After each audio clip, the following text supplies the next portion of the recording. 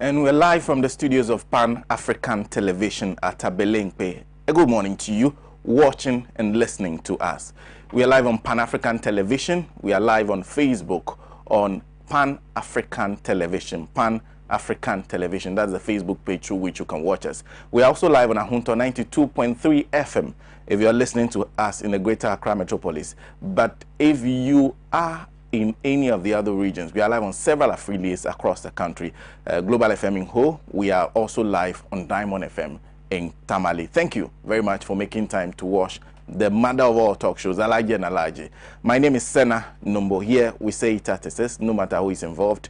And then we leave you better educated. And of course, we'll be discussing the major issues that made the news this week. But before we get there, there is an ensuing battle, sort of, between the Auditor General and the Office of the President. It all started with a letter written by the Office of the President directing the Auditor General to take his accumulated leave. The Auditor General responded to that letter on July 3rd, and in his response, let me share with you his response, because we are also seeing a response from the presidency, 4 pages long, and the font size alone will shock you. But let me read a letter that the Auditor General wrote, and it's to the Secretary to the President, Jubilee House, Accra, and is directed to Nana Asante Bedieto, and is titled Reaccumulated Annual Leave, Mr. Daniel Yao Domelevo. And it says, your letter dated 29th June 2020 with reference number stated in a press release issued by the Director of Communications at the Office of the President on the above subject refers. I write to notify you that I started my leave for the year 2020 on the 1st July 2020 out of deference to the office of His Excellency the President of the Republic of Ghana, and also out of the deep-seated respect I have for the office. I think it is necessary, however, to bring to the attention of the High Office of the President a few matters relevant to our constitutional governance, due process, and the rule of law. Your letter, to which I have referred, justified the directive that I take my accumulated annual leave of 123 working days, because records available to the office indicated that I have, quote, accumulated annual leave of 123 working days. My knowledge of recent labor and practice in the country is that no worker is deemed to have accumulated any leave on account of their having failed, omitted, neglected, or even refused to enjoy their right to annual leave, which the law guarantees for their benefit, not the employer. To the best of my knowledge, therefore, where in any given year a worker fails, omits, neglects, or even refuses to take their annual leave, such leave is deemed forfeited, with no corresponding obligation on the part of the employer to enforce the worker's right to take their leave by assuming, deeming, or declaring the forfeited leave accumulated. I am also informed that by law, every person is entitled, save in very limited circumstances, to waive what the law has ordained for their benefit, in this case, a worker's leave. Be that as it may, the directive that I proceed on leave and hand over all my matters relating to the office to Mr. Johnson Ekwema, with all due respect, has serious implications for the constitutional independence of the Office of the Auditor General. I have been constrained to make the points above as a result of the following main observations. Previous correspondence from the chairman of the Audit Service Board, who works at the Office of the Senior Minister, together with public pronouncement by ministers, make it clear that the Auditor General's work is embarrassing the government. The office have been aware also that several appointees of the President have not, since the year 2017, taken their annual leave to date. The directive, therefore, that I proceed on leave, oblivious of the other workers similarly circumstanced, give the impression that a decision is not taken in good faith. In the Kroll and Associates versus the Auditor General, the Supreme Court offered the lawyers 10 days from 24th June 2020 to bring their written submissions, and the Auditor General is to inspect documents or evidence of work done for the senior minister before going back to the Supreme Court. I consider it an honor to be of service to the state and urge that you reconsider the directive in order to protect the sanctity of the labor law the Constitution and the independence of the Auditor General, which is of utmost importance insofar as ensuring that the constitutional principles of probity, transparency, and accountability are concerned. I have copied this letter to the press because of the press release that accompanied your letter, and that's signed Daniel Yao Domelevo, who is the Auditor General. That's the response to the letter that was issued by the presidency. He's indicated that he started taking his annual leave and on the day when he's issued the letter, 1st July actually. And this is the response that's coming from the presidency, and is from the office of the president. It says, "Dear Auditor General, reaccumulated annual leave, Mr. Daniel Yao Domelevo." And it says, "The attention of the office of the president has been drawn to a letter with reference number and dated 3rd July 2020, which is yet to be delivered to this office, but has been circulated widely in the media and on social media. We note that the said letter is dated 3rd July 2020 with an official reference number from the office of the Auditor General, although you commenced your leave on 1st July 2020. That notwithstanding, the contents of the letter have been duly noted. First of all, for the avoidance of any doubt, your accumulated annual leave of 123 working days, which were directed to take with effect on Wednesday, 1st July 2020, was in respect of the period 2017 to 2019, which you have worked without taking any annual leave and did not include 2020. If, however, you have decided to include your annual leave for the year 2020, then it is expected that you will resume work after a well-deserved leave of 167 working days, with effect from 1st July 2020. Secondly, it is necessary to correct the wrong impression you have sought to create in the public domain regarding the President's directive to you to proceed on your accumulated annual leave. The President has at all times, based on sound legal principles, the rule of law, and good governance practices, and the good people of Ghana, cannot be misled by your lack of understanding of the position of the law, for which you may be forgiven, since you are not a lawyer. By a letter dated 30th December 2016, signed by the then Secretary to the then President, Ambassador Kwesi, your appointment to the Office of the Auditor General was to take effect from 30th December 2016, made subject to the conditions of service, as well as the rules and regulations governing the post of the Auditor General, which you accepted and have ever since been performing the functions of the office under your conditions of service. Under your conditions of service, you are expected to take 44 working days leave with full pay in a calendar year of continuous service. You were thus required by the conditions of service of your appointment to take your annual leave in every calendar year of continuous service. That is 2017, 2018, and 2019. As stated above, you have informed us that you have now decided to add 2020 to your accumulated leave, which we have accepted. As you are well aware, the power to appoint the Auditor General is vested in the President, and the appointment is done in accordance with Article 70 of the Constitution. By Article 297A of the Constitution, that power to appoint includes the power to exercise disciplinary control over persons holding or acting in any such office.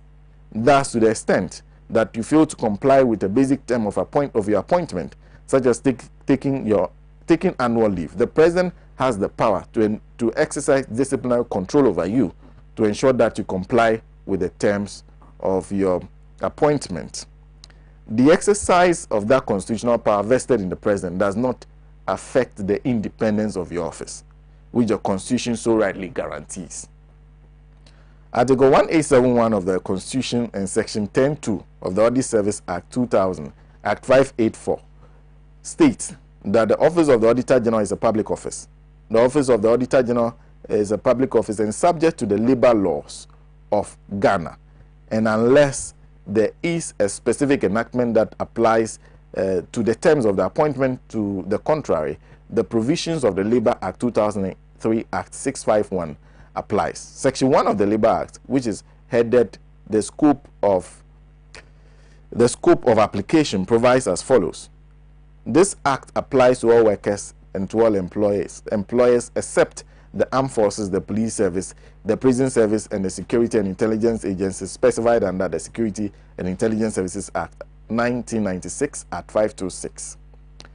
The Office of the Auditor General is not part of the categories of workers excluded from the scope of application of the Labour Act, namely the Armed Forces, the Police, the Prison Service, and the Security and Intelligence Services agencies specified under the Security and Intelligence Agencies Act 1996.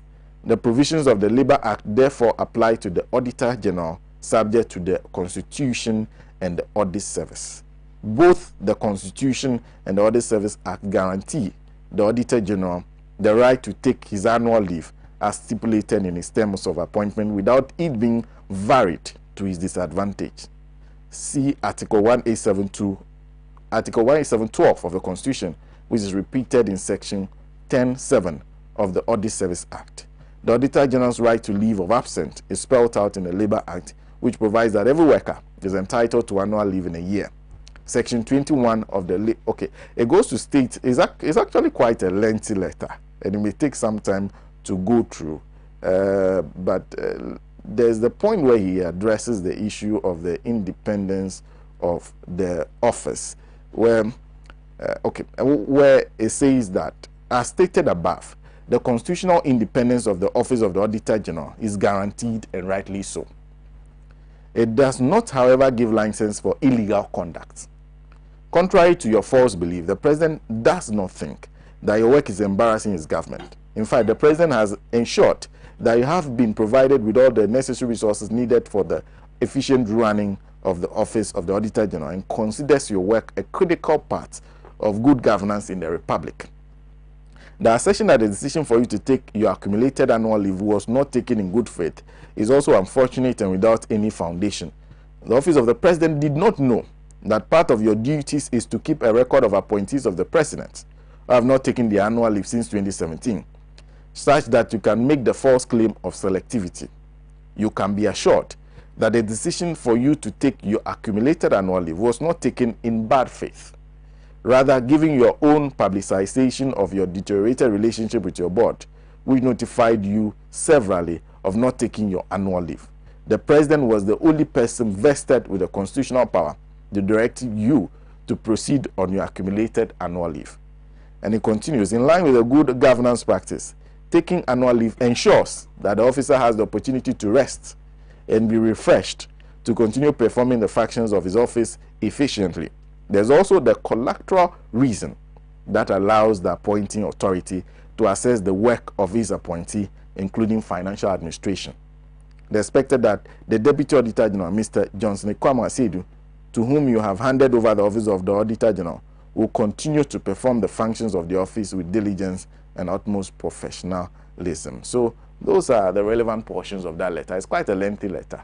I'm sure you can find it on the Facebook page of the President himself. So you can find that letter and read it out for yourself. That's the response coming from the Office of the President to the letter written by the Auditor General. Well, this morning, the major issue for discussion we are talking about is COVID-19 and the rising number of cases. Now, a Deputy Minister for Trade and Industry, Carlos Ahinkra, has lost his job over the same issue because he admitted that he contracted the virus, was on treatment, but decided to visit registration centers and interact with people. That has led to him being forced to resign, and his resignation has been accepted by the presidency. There are those who are still calling for his prosecution because, according to them, the executive instrument that deals with such issues does not include resignation. So he has to be prosecuted to send a message to those who are planning to do same. There's also the issue of, I'm not reading this morning, that veteran journalist Benefson has also been infected by the virus. So there are several names that are coming out, including the national campaign coordinator of the New Patriotic Party for the 2020 elections. We've also lost one of the Ghana's most popular politicians, Sir John Owusu, to the virus.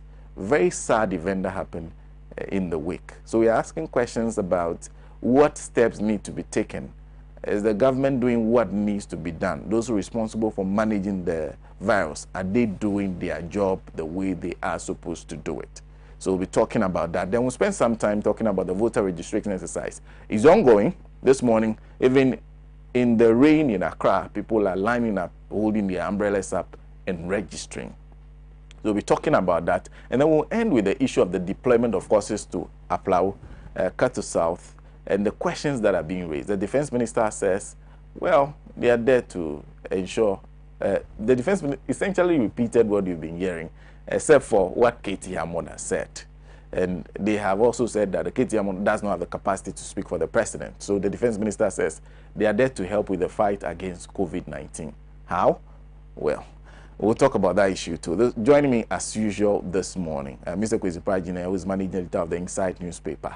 Mr. Alexander Segbefia is the Deputy National Campaign Coordinator of the National Democratic Congress for 2020. They outdoor their campaign team, and his name was announced as deputy to Professor Joshua Labi, who will be leading the team. And we are also expecting our very good friend Boafo to join us, who is a former chief executive of the Ghana Free Zones Board. But we are joined today also by Nana Ofori Owusu, who is director of operations of the Progressive People's Party. So those are my panel this morning. Stick and stay with us. When we are back, we'll start with the issue of COVID-19, and we'll start with Mr. Alex Segbefia. So stick and stay. We'll be back shortly after this break.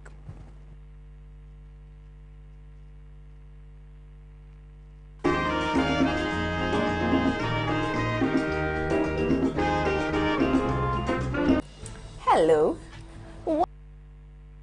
What are you doing Tuesday to Friday, 7:30 to 9 o'clock p.m. every day?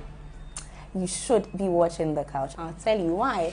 On Tuesdays, we talk social issues, lifestyle, health, all those everyday issues that affect us in the big ways. Wednesdays are for book reviews. Thursdays are for the hard talk, those social, economic, policy-oriented, political questions that demand for the tough questions to be asked.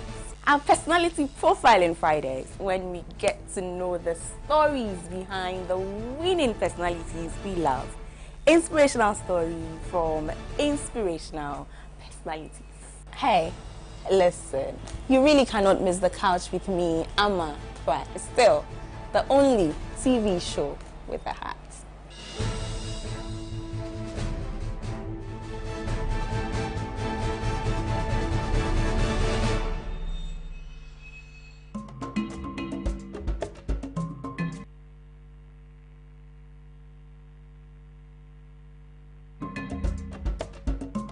Morning is an important time of the day because how you spend your morning can often tell you what kind of day you're going to have. I want you to have a great day. So start your day with me because I can guarantee a great show every weekday on Good Morning Africa right here on Pan-African Television. I will be serving some inspiration, news, business, health, newspaper review, music, and so much more. Join me, Kwame Owusu Danso on Good Morning Africa on Pan-African Television. Let's have a truly African morning. Medasi.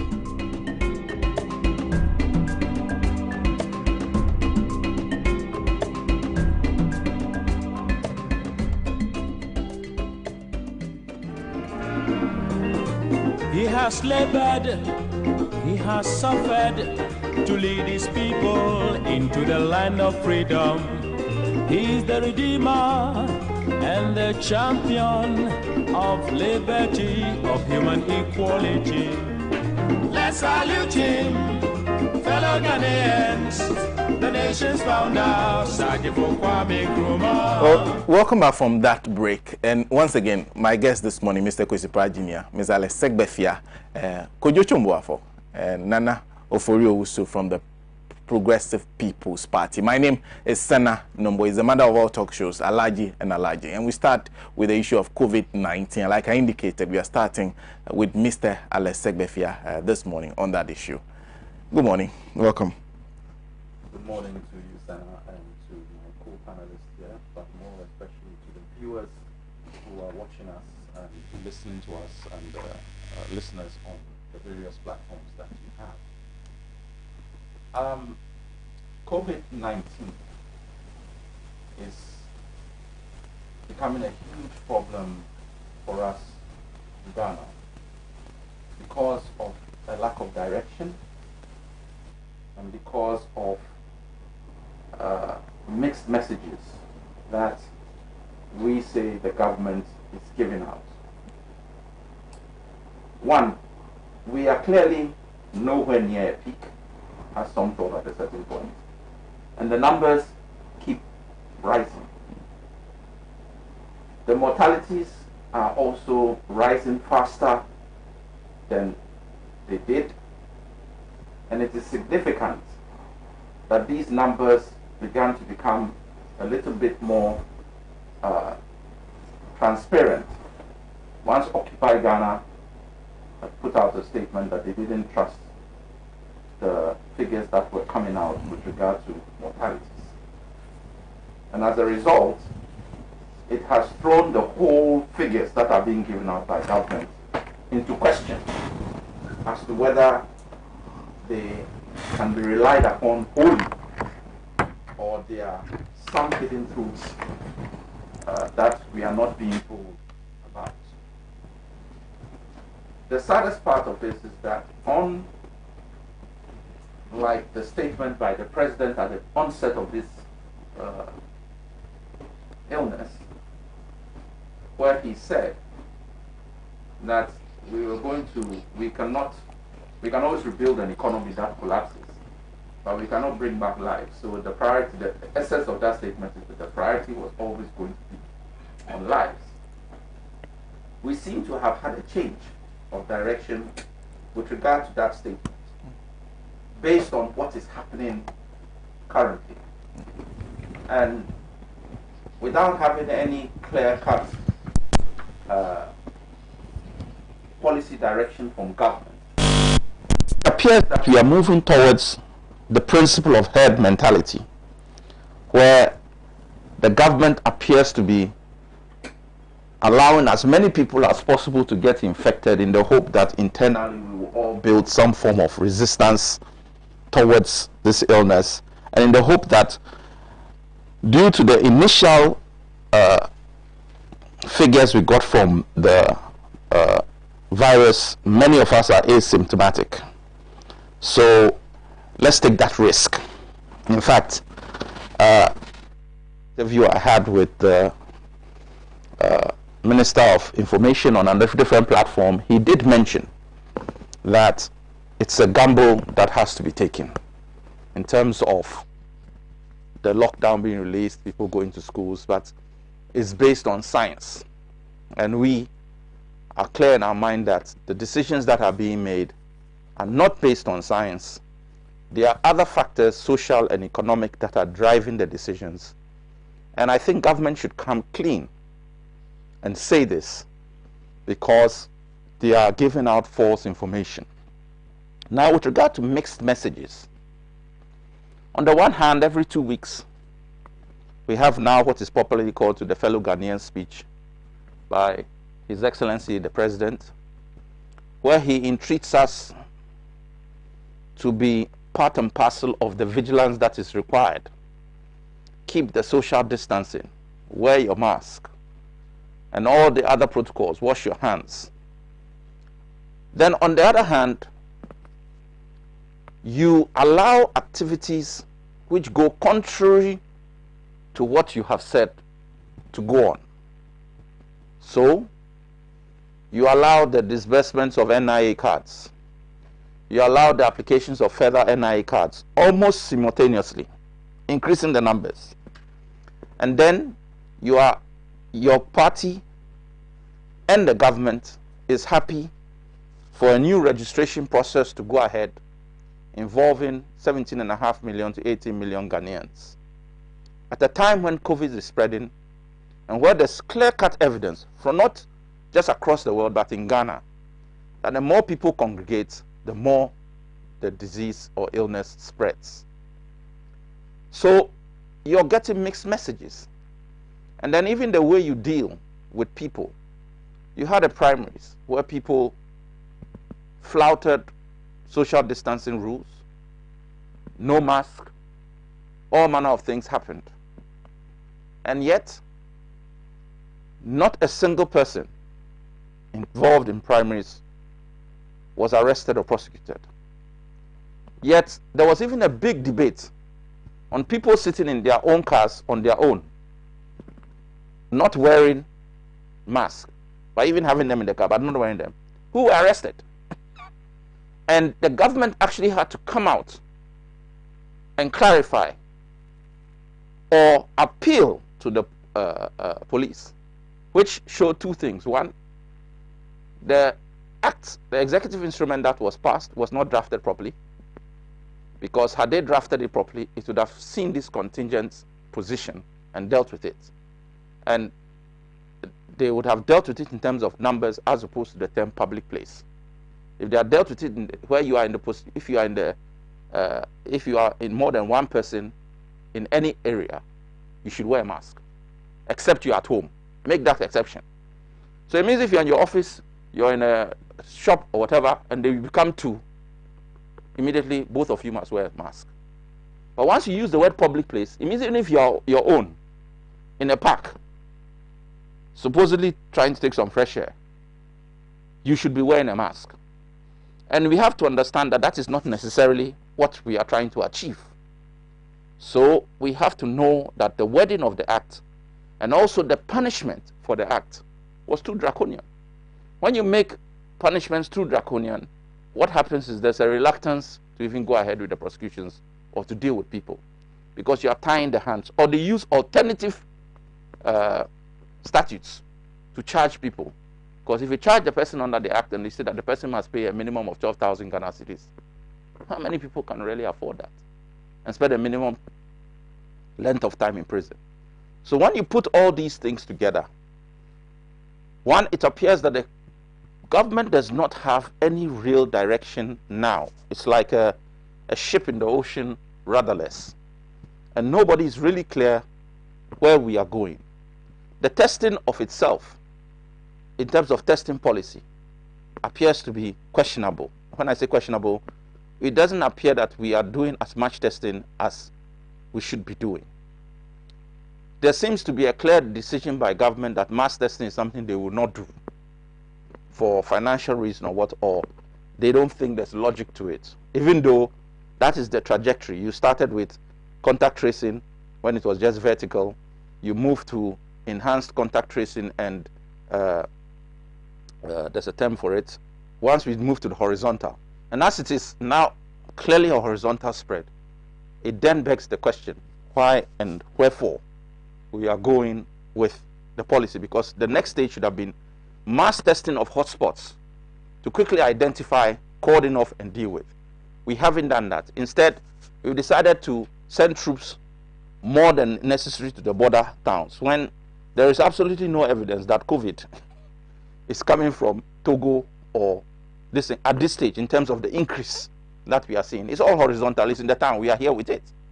So if you want to put troops out, look in Greater Accra and Kumasi and decide that you want to cordon, which are the major hotspots, and some parts of the central region, which are the numbers are also increasing. So a lot of the explanations and the actions of government with regard to COVID, the last being, and I don't know whether you're going to deal with that as a separate topic or you want me to discuss it now, this issue of the military deployment, because it actually makes absolutely no sense. Yeah, absolutely no sense. So those are my initial comments on COVID, unless you want me to touch on anything specific with regard to that. But okay, that will be it for the beginning, because let me read a couple of messages now. Come to Nana Ofori Owusu, who Eric Hakuda Matata on Facebook, Koforido, is saying it defies logic for NDC and their surrogates to think that the only means for someone to catch the virus is through the ongoing new voter registration exercise. Instead of intensifying the campaign on the preventive measures and social distancing protocols, NDC members resort to creating unnecessary fear and panic. Regards to, okay, thank you. Abdul Basit in Zongo Pioneer and Kumasi says, my able president has spoken. The presidency and Ghanaians are not for experiment for try and error policy. May Allah bless NEC for giving us competent and visionary flag bearer and his able running mate. Register to vote. Nanado Mbamia for president and vote, okay, Boniface Sadiq for Medina. Thank you very much for that message. Mohammed Fu said the members of the so-called Peace Council and Christian Council are not okay. Their silence should not bother us. Let's speak our minds. Speak, he says. Thank you for that message. His Royal Highness Don Don says this government is running the country like an Adodankwa bakery service in a Chim, how could you direct someone to take all his annual leave in 2020 when you have not done same? Will this nepotistic government, we will kick this nepotistic government out even if we have to die with COVID? All Ghanaians must resist this oppressor's rule come 7 December 2020. Anyone who tries to usurp the voice of the people will be met with the full power of the people, which is greater than the power given to this this government. We will not sit down to allow someone who is in front of the queue to see his... Okay. I think there's some very strong words that you're using there. With the DJ said, there are some questions to be answered. Who tested Carlos without asking for him to be quarantined? Is Carlos above the laws of the country? How many people did he interact with before and at the polling stations? Mohamed Hamza is also saying, I remember vividly well that Uncle Kwesi made some comments about the rain concerning this voter registration. As I speak, I am at the registration center in the Upper West region, precisely here, and it has been raining since dawn. My question is, if it doesn't stop raining, how many people are they going to register? There are those of you who are responding to the letter I read from the president. Denis Yakwete says, it is indeed sad, regrettable, and unimaginable that President Nana-Addo, the crusader of anti-corruption, will have acted even in his dream to ask the Auditor General to proceed on leave, vis-a-vis developments relative to the austerity of Mr. Domolevo to crack down on some government officials. What a paradox. Indeed, having followed the exploit of the Auditor General, any true ethical and morally saturated anti-corruption crusader will have begged the Auditor General, if it were possible, not to proceed on leave, and not the opposite, irrespective of whichever law thereto. Very shameful and hypocritical, to say the least. Sape Agwe, I am scandalized concerning the response from the presidency. It was unprofessional and very petty. Sylvanus Odogubin says, can this president go around all public service of Ghana to tell them to proceed on accumulated leave, mediocrity, and uninformed choices? Georgina Tamakolo is laughing at the letter I read and said, Senator, this is an official letter from the presidency. Nana Ofori. Thank you very much. I'd like to extend greetings to my chairman, Nia Lote Bruhamon, national executives of the PPP. I have like 1 million text messages on my phone already that people are also commenting on the Alhaji and Alhaji show at Pan African TV. It shows that you're doing great work. I can't go by without saying hello to my executives at the Futu, who are also watching your show this morning. The COVID-19 matter, we have gotten it wrong. We have gotten it wrong as a nation, and in as much as even the numbers have been questioned by various organizations in terms of its reporting. If you look at what they are even reporting, it is frightening. Why is it frightening? Up to June, the number of reported cases was around 8,070. Up to 1st June. From March to June. March, April, May. 3 months, the numbers were 8,070. As we stand today, the numbers that are being reported is around 19,388, which means from June 1st to date, there has been an increase of about 11,000 COVID cases. Mind you, we have even questioned the numbers that are being reported. But if we were to take the numbers that they are reporting, my son is a doctor, and he's in one of these regions, and he is telling me that most of the doctors are without PPEs. Most of them have been infected, and those who have been infected, they are not even quarantining them because they are afraid that it will show the world or show Ghana that we are in a state of crisis. We are in a state of crisis. He is a medical doctor. Now, If you look at within 1 month, an increase of 11,000 COVID cases, we should all be quaking in our boots. This decision of lifting the ban, we all applauded the government when it locked down the system, and they were taunting themselves as the best country in Africa in terms of the numbers and the testing that they were doing, 10 to 12,000 tests per day.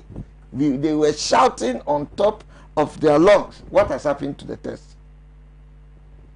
Now we are taking a decision not to test.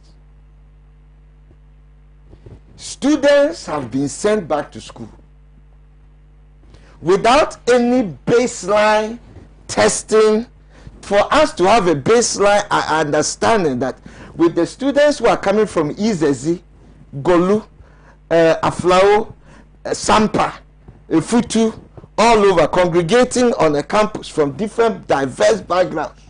The teachers who are coming from all over the country, diverse backgrounds, the cleaners, the cooks, all diverse backgrounds, have been sent into an incubator without us knowing what is the results or the status of those people coming into school. So we can't even test 2 weeks from entering into school for us to have an understanding as a nation who says that they do the analysis based on science. Leadership who says they are doing analysis and making decisions based on science. We do not have scientific data as to the people, the young people who are in schools. So how will we be able to take a decision whether to close the schools or to keep them open? All other nations, our colleague nations, we are among nations. Many of them have had to close down schools because the baseline data that they had with the students entering, and then the information after a week or two, Israel have had to close down schools because of the numbers that they saw, the astronomical increase within a short period. We are testing less. When they were testing 10 to 12,000, they are now telling us they are testing about 3,000 per day. And we are getting more in terms of people infected by the virus. That is why I give you the analysis of the March to June. 8,070. Those times they were testing 10 to 12,000 samples per day. June to now, July, we have had an increase of over 11,000 cases, and you are testing less. Look at the analysis. So when you were testing more, we are getting less results. Now you are testing less, and we are getting more results in terms of positive with the COVID-19. There is something fundamentally wrong with how we are dealing with the COVID-19 menace, crisis, pandemic in our nation. It doesn't make sense. It does not make sense. Are we saying that we are unwilling as a nation to test, to spend money to test, to spend money to test, to save the lives of our children? To save the lives of our children. Are we saying that we are putting money before life? Because it's allocation of values. The state, the nation can allocate money to test all those children. Now they are in this incubator. We don't know what is happening there. But if we take the general spread of the public by their own numbers, for which we question the numbers, by their own numbers, they should be shaken. We should all be shaken. We should all be shaken. The names of the people who are getting the virus, you see, it's like a pregnancy. If you are saying that there's no pregnancy there, the fundamentals will do what? Will expose you. The numbers will expose you. And the numbers is exposing us as a people. It's exposing us as a people. You see, I was on a panel with the head of the psychology department at the University of Ghana. And he's saying that behavioral change takes a minimum of 24 days for us to have a behavior change and to apply those behavior changes. And he's saying that we didn't give ourselves enough time in terms of dealing with how we should deal with the menace and change our attitudes and our behaviors. And that we as a nation, we rushed. We rushed. And you can't do COVID-19 and fight against a pandemic and not talk to the people about the changing of their lives and their lifestyles and the way in which we deal with each other. I don't want to move into the election, the registration, which has a direct effect with the COVID-19 and the behavior of our people there. I'll deal with it when we get there. But if we talk about the COVID-19 in general, we have failed. Less testing, not more numbers. Less testing, more numbers. And it is touching people at every level of society. And it is manifesting. And sometimes when we lose a precious person, they lose their life to COVID-19, and we are all crying. Then I sit there and I begin to cry more. And I ask myself, what about those people who have not been tested? What about my brothers and sisters at the coaster? I have some people in Winneba in the Futu who have never come to the Futu Junction roundabout, but they know Cote d'Ivoire, they know Benin, they know Togo. They don't come through any borders. There is no guns at their heads. There is no testing, and they come and they mingle with the people. Have they gone there to do mass testing of the people in the coastal area who travel to countries back and forth as you and I are moving from our homes to the studio? So when you have closed borders somewhere, people are moving borders by sea. Have we tested the people along the coastal to see the number of this thing? I think if we were to test it, all of us will run into some cupboard and lock it up and stay there. Because the numbers that they are reporting, I can tell you, if it will be it's not the right numbers. It's not the right numbers. We the elitists, we who are high in society, we get tested. We get tested.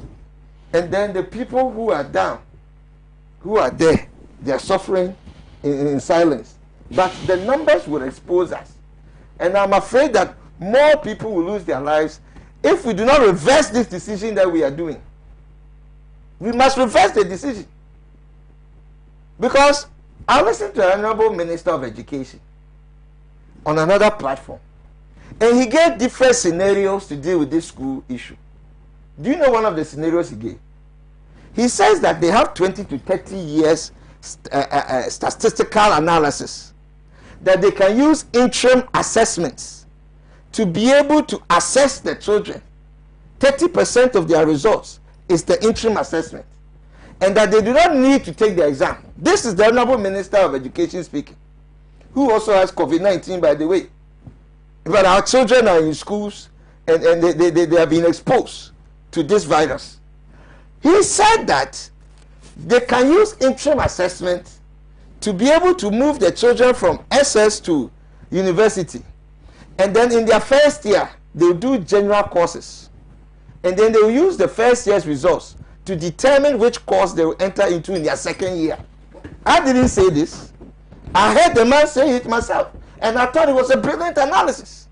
So having listened to this option, which does not need to endanger our children in school, having listened to this option that was given to us by the Honorable Minister himself, it behooves my intelligence, my mind, as to how is it that the decision was taken to put them back to school. The Honorable Minister gave us this as an option, that we could have had our children using interim assessments and the rest to evaluate them and to move them, and that we have a history of this, and that we have. He mentioned the years in which students were not going to school, and they were 1.5 years backed up, and that they have the knowledge and the know-how to be able to fill the gap and to be able to move us forward smoothly. And I believed him when he said it. Having believed the Honorable Minister, and then now we are in this situation that we are in, and the numbers right now in 1 month, we have a 110% increase in the numbers of infected people versus the 3 months that ensued. How is that possible? Are you not afraid that in 1 month the number has moved from 8,070 to that of today's numbers that they are talking about, around 19,388? In 1 month, you move from 8,000 to 19,388. And you are testing less. If you were testing the same 10 to 12,000 that you say you were doing those times, can you imagine what these numbers will be? Can you imagine what these numbers will be? You are testing less and you are getting more. Within 1 month, you have had over 110% increase in the 3 months that was previous. Look at the equation. Look at the mathematical analysis. With their own numbers, which I think are skewed, with their own numbers is enough basis for the presidency and the leadership and the executive to take a decision to say, look, let's hold on. Let's review the system. Let's look at what we need to do and how we can improve the system. But we have had no such thing. And people are going on as business as usual. So you wonder what informed a minister who is also an MP to be able to have contracted this virus and not been tested for it. He was lying in the room with 2 of his party members in the same place. And he says that they were having discussions. And then you leave out of the place. Then you go hugging people. You go and you are triumphantly, you going around and you are hugging and just spread. And he says that he doesn't even know the definition of the word asymptomatic. He was asked on a sister station in a radio station to define asymptomatic, and he got it wrong. He thinks that by virtue of being WHO has released that if you are asymptomatic, you spread the disease as well. They have research and they have information that shows that asymptomatic people, all it is that you don't show the signs, the headaches, the dizziness, all of the, you just don't show it, but you have it. You look normal. He says that he's asymptomatic, so it was okay for him to go into the crowd of the people. It's like somebody taking a machine gun, walking into people and squeezing the trigger and just killing off our people. That is what is tantamount to, and that is why he was sacked. That's why he was sacked. Because he says he resigned. Okay, fine. But it is tantamount. They recognize that what he did, is equated to a person holding a machine gun and walking into a crowd of people and squeezing the trigger and just killing off our people like that, because you know you are a minister, you are MP, you are even expected to have a higher knowledge. And if an MP and a minister behaves in such a manner, are we safe? Don't you think it's time for us to just take a deep breath, reanalyze the situation, come back to us fellow Ghanaians and tell us that, having re-evaluated the situation, let's take a halt. Give me 2, 3 days, 5 days. Let's take a halt. Let's analyze. Let's re-strategize. Let's see how we can deal with this menace.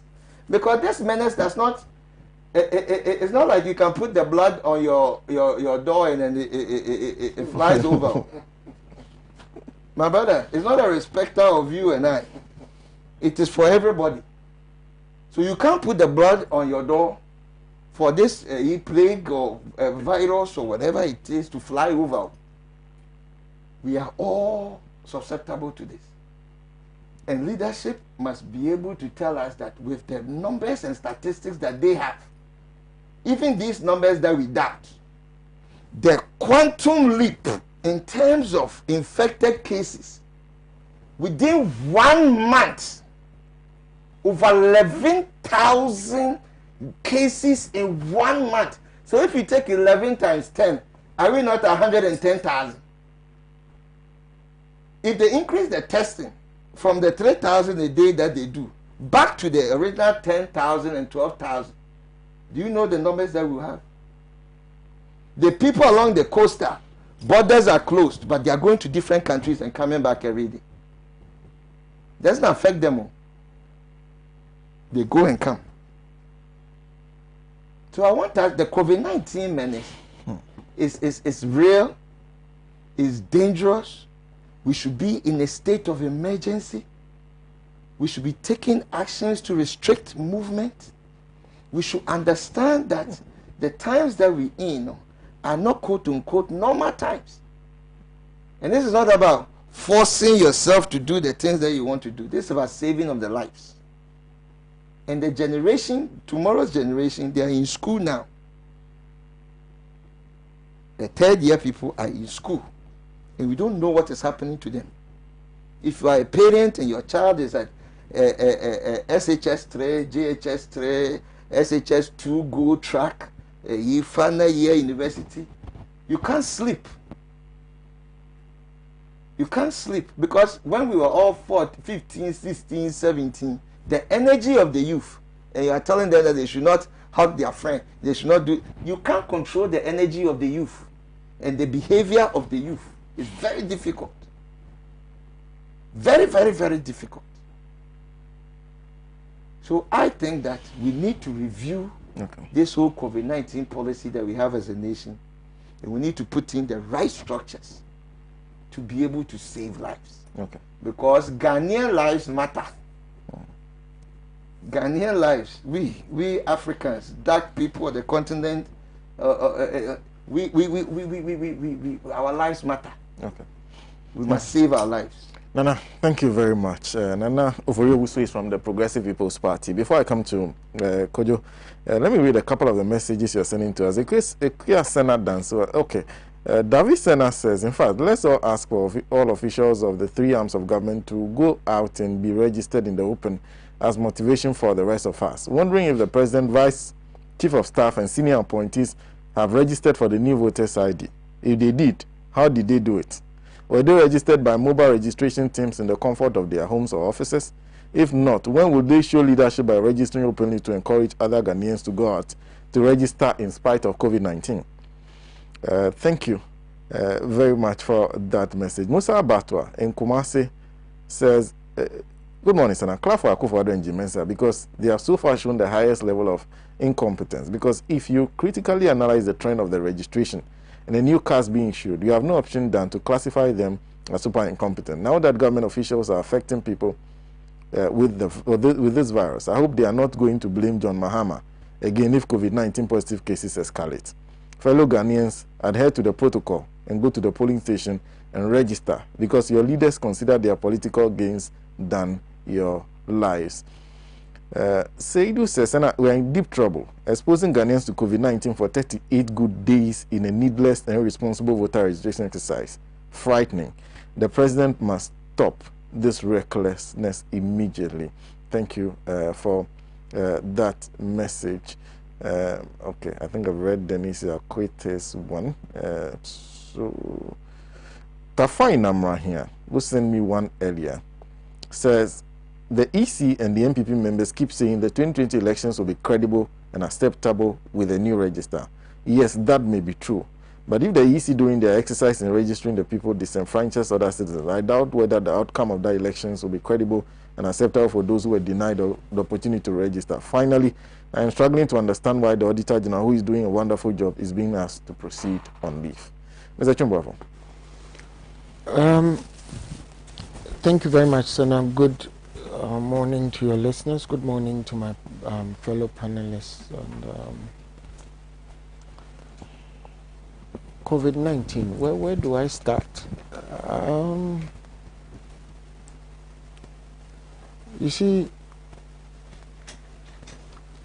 you can have a manifestly incompetent government at various times in a cycle of life. But when you have a criminally incompetent government at a time when there is a pandemic that is not taking place, is killing people at the alarming rate in which it is killing people, then you begin to ask yourself a question. Should we just all go under a table? Because it would appear that that is the only place we are safe now. You know, Nana said that they should come back and tell us, fellow Ghanaians. No, Nana, I disagree with you. They shouldn't come and tell us anything at all. Because we have had, is it 13 or 14 fellow Ghanaians speeches, and all of them have led to nothing, absolutely nothing. Today, as we speak, we are an endangered species in this country. And let me tell you why. You have a president who has decided that he has absolutely no problem compromising the lives of the citizens of this country because he wants to disenfranchise Airways. Right? And nobody should say, I said it. Katie Hammond said it very eloquently. But in the president's last but one fellow Ghanaians, no, the last fellow Ghanaians speech, he made it very clear that this election was not going to be a West African election. And I think that members of the media should be asking him exactly what he meant. Since when have our elections in this country been a West African election? Does it include the one that elected him?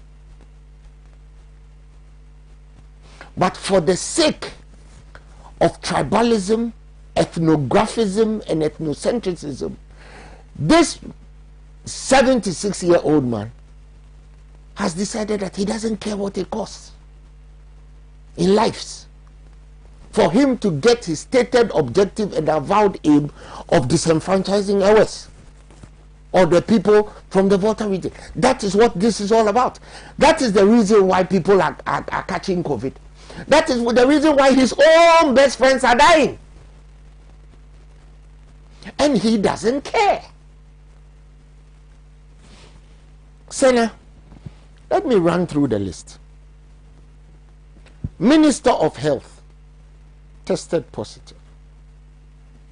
Minister of Education tested positive. The director of that fake catapult, Dr. Alexander Segbefia, tested positive. Sir John, dead. Damboche, Minister for Regional Reorganization. Something. Yeah. Minister for the border. Regional Reorganization. And that's what I call him, Minister for the border activities. Tested positive. Sekondi Takrady MCE, dead. Peter McMenu, the chairman of his own re-election campaign, tested positive. And all of them tested positive after a single day's event. I haven't yet talked about Carlos Ahinkwa, the serial killer. I haven't talked about him yet, but I'll get to him.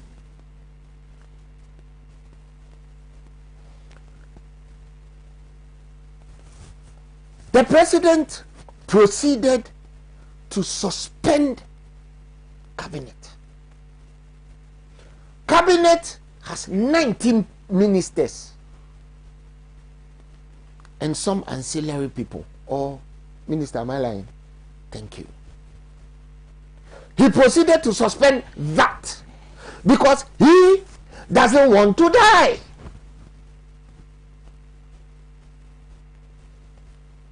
Are you listening, Ghanaians? Are you listening to me?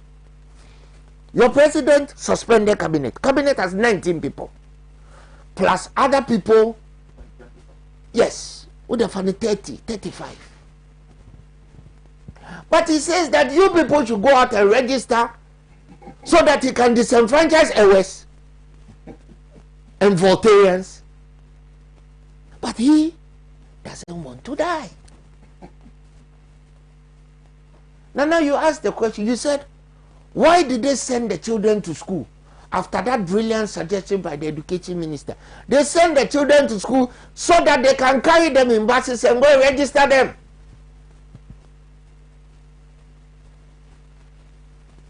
When he has stated that even parents should not go and visit the children.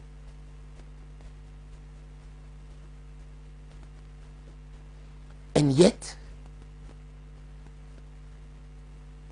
the Catholic Bishops' Conference is quiet. Presbyterian Church, quiet. Methodist Church, Budi. Christian Council, nothing. Sena, do you remember what happened in this country when 2 Guantanamo Bay detainees were brought to Ghana? Remember? What happened? Do you remember? Ghanaians, do you remember what happened? They said we had a terrorist threat. This is a pandemic that has affected over 10 million people worldwide. It has affected, as we speak now, we are hitting 20,000. And the Center for Disease Control in the United States have told us that when you see one person who has the disease, it's likely that there's a multiplier effect of 6. Other people, 6 to 24, they said. And talking about 624 to 24, I'm coming to the serial killer, Carlos Ahinkra, a former deputy minister who was aware that there are several EIs in the system today that criminalizes the kind of conduct that he showed up. But you see, there's a more sinister connotation to his own timeline. Remember, Mr. Carlos Ahinkra told us that he was there when Sir John died. That was when? Wednesday. By Thursday, he was out monitoring registration. Somebody who had tested positive, his driver had tested positive, one of his coordinators had died from the disease, 2 others had tested positive. He was out spreading the disease like confetti. So who's zooming who in this government? Who's zooming who? And all that they've done, because he's low-hanging fruit, is to sack him. Well, they should prosecute him. Because in my hometown of Ekropon Ekwafim, some of our elders tried to install an Omahini. They ended up paying vicious fines. And indeed, that's the president's hometown as well. They were hauled before, 4 chiefs were hauled before a magistrate, and they were asked to pay fines. So at the very least, we want to see Carlos Ahinkra hauled before a court of law to explain why he defied what his own president has taken to parliament and enacted in an executive instrument. Because the reckless endangerment of people's lives from a government minister and a member of parliament is not just shocking, it is criminal. Because if I, Boafo, did it, like by now, I'll be in Pantan. on lockdown in the criminally insane department. They won't even give me Nima police station. What is wrong with these people? What is wrong with these people? What is wrong with you, MPP people? What is wrong with you? Why are you not telling your president that the dangerous Game of Thrones that he's engaged in is endangering everybody's life?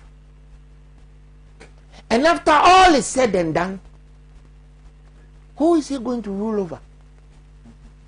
What, cockroaches and lizards? Look at the rates. Right now we're almost at 20,000. The death rates have gone to 117.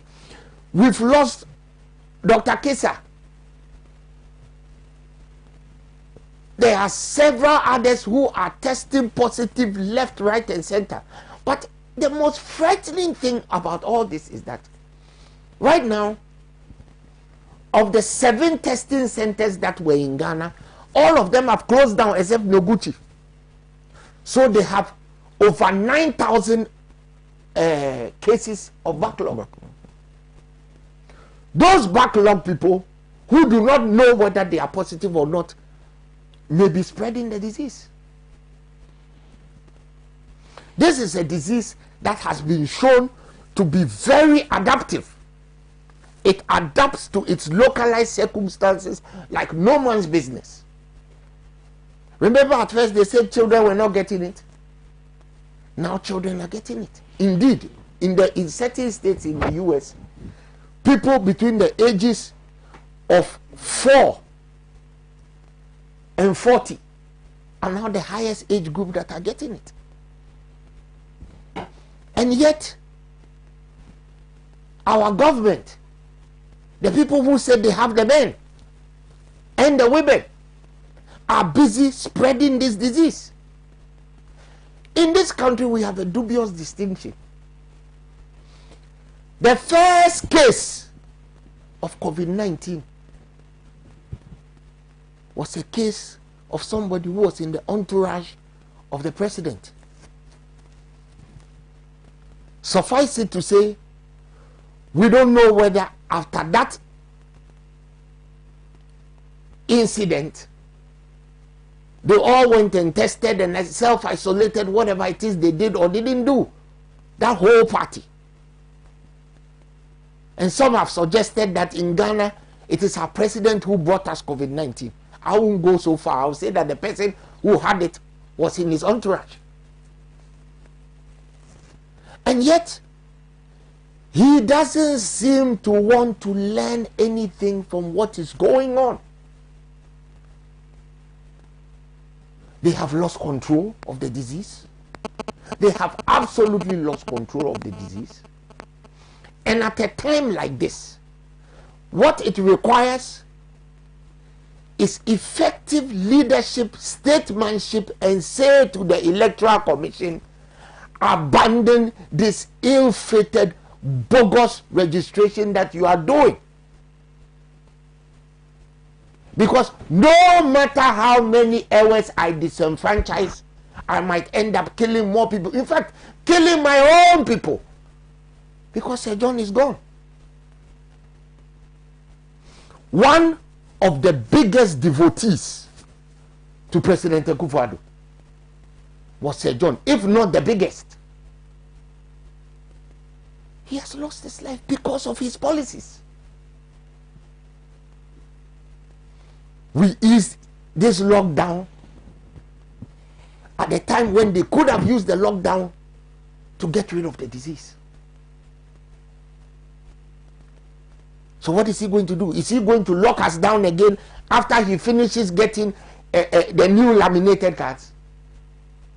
Has anybody seen the quality of the cards for which we are paying 1.8 billion cedis? Has anybody seen it? Have you seen it?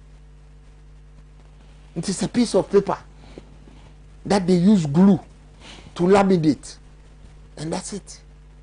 It's not even like the NIA cards. And we are paying 1.8 billion.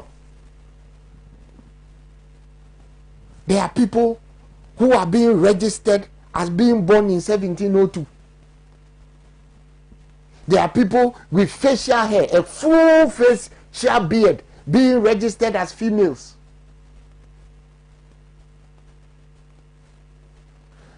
There is absolutely no social distancing at any registration center.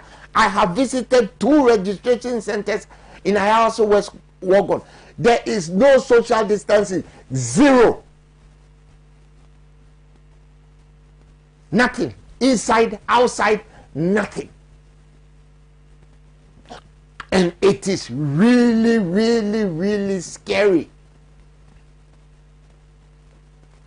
And the people who should be speaking, the people who were lampooning and lambasting and lampeding John Mahama for bringing 2 Guantanamo Bay detainees to this country, should open their mouths, because people are dying. People are catching the disease. Even the president's kit and kin are catching it. So open your mouth. Open your mouth. Your mouths are not only good open when John Mahama is president. So open your mouth. Because people are dying. People are getting sick. And you know, one of the things that we are not talking about. And I hope that's the last point to you. Sena, this is a serious matter. One of the things that we are not talking about is what happens to people even as they claim they've recovered. If you read the literature and the statistics, many of them will be scarred for life. Scarred lungs, scarred heart, internal organs all messed up. They will carry this thing for the rest of their life. And to hear that the government is now testing less and thinking that we should go for herd immunity like Sebi, we are a head of cattle or a head of sheep. It's just amazing. Amazing. And to send the Auditor General home because he was preparing to audit COVID-19 money is just ridiculous. That money will be audited, whether you like it or not, whether in this 6 months, next year, whatever. One fine day. And once again, let me make this point I always make here. To those people who think that maneuvering to rig an election ex ante, that's what you lawyers call it, right? Ex ante? Right. That is rigging the election before the election by doing all these things, disenfranchising errors once again. You are wasting your time. Attila the Hun, where is he? Alexander the Great, where is he? Genghis Khan, where is he? Hannibal, where is he? Where is Napoleon? Where is he? Where is Adolf Hitler? Where is he? Where is Franco? Where is he? Where is Idi Amin? Where are all the people in historical figures who thought that they would never die?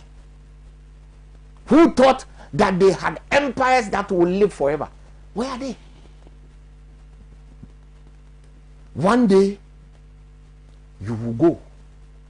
And my advice to you is that the sooner, the better. Because this attempt to rig the 2020 election will not work. It will not work. People know they are dying. People know the level of discomfort that they are in this country. How are you going to rig your way through 70 million people? Let's wait and see what happens. Thank you. Thank you very much, Kojo. A couple of messages being sent to our Facebook and WhatsApp number. This one says, may I ask, how can we fight COVID-19 with arms and ammunition? This can happen only at the Nana Akufo-Addo's government. Things are happening. Thank you for that message. Let me read some more from our WhatsApp line on this issue. If you just join us, you're watching about our talk shows, Alhaji and Alhaji, live on Pan-African television. Let me go to Mr. Pratt.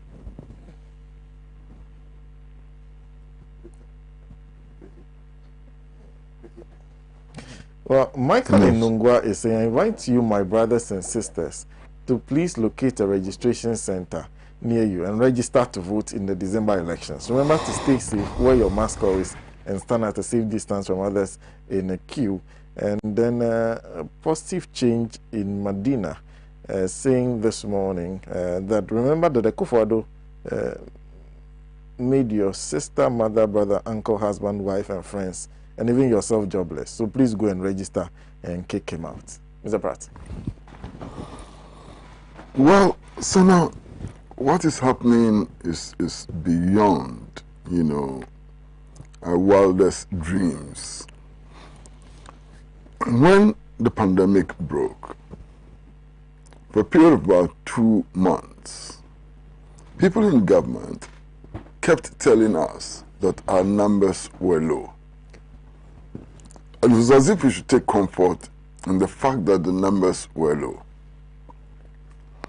I recall pointing out that those countries that had reached 10,000 and 20,000 started from 1 and went to 2 and eventually got to 20,000. And that if we didn't put in place the proper measures, we were likely to get into the 20,000 bracket and so on. Now, we are clearly in the 20,000 bracket and we are moving on. And indeed, if things continue as they are, we are likely to be hitting the 30,000 and the 40,000 numbers very, very soon. I get deeply worried, exceedingly worried, when I hear public officials, including our political leaders, tell us that whether we like it or not, COVID-19 has come to stay, and therefore we should learn to live with it. I mean, it's so frightening, exceedingly frightening, when public officials in charge of our health look us in the face and say, don't worry. Can you blame the medical personnel? Can you blame them? He died. There's a case in another hospital where a pregnant woman allegedly went with all the symptoms. And the medical personnel, they were so damn scared because they saw all the symptoms. Who was going to touch this pregnant woman who apparently had all the symptoms and so on? She died. She died with her baby. This is how grim the situation is. You understand? This is how grim the situation is. And my brother, I am completely scandalized by what is happening. Totally and completely scandalized by what is happening. Okay? And Sena, because I have an assignment this morning, I want to say all that I have to say, and then after that, to ask your permission to leave. Somebody should be telling us the December 7, 2020 election with the old register. And indeed, my favorite quote is from Mr. Peter McMahon, the chairman of the MPP campaign team. It was, or it is, Mr. Peter McMahon who told us in plain language that the MPP is capable of winning clean, fair, and credible elections if we use the old voters register. He said, with or without a new voters register, they could win clean, fair, and transparent elections. So if we can win, if they could win free, fair, and transparent elections, why compile a new voters register? What is the purpose? Now, I have seen must be interpreted within the circumstances in which we find ourselves. Or Did our Supreme Court judges take account of the fact that we are in a pandemic? Did they take that into account? When they gave the go-ahead that the compilation of a new voters register should proceed, did they take that into account? And if they didn't take that into account, did they then do purposive interpretation of the law? I'm not a lawyer. I don't know what is happening. Part of the Supreme Court decision which I read was completely shocking. Part of the decision stated that yes, there may be better ways and more efficient ways of doing things. But for as long as the Electoral Commission is involved, they can go ahead. This morning has to do with the voter the voter registration exercise so far. And I hear so many people say, oh, it is going well, and so on. How is it going well? We have been told of cases of aggression and assault at the registration centers. At least we've been told about the firing of shots, gunshots, at least in one registration center of voters. 5 people injured at one registration center. I've seen the video in which you saw the video, and in the video, the NDC parliamentary candidate then says, oh, I'm also offering my cars. What is the credibility of an exercise which witnesses these incidents? Pan-African Television, we sent people to go and monitor the exercise. Our team was viciously attacked.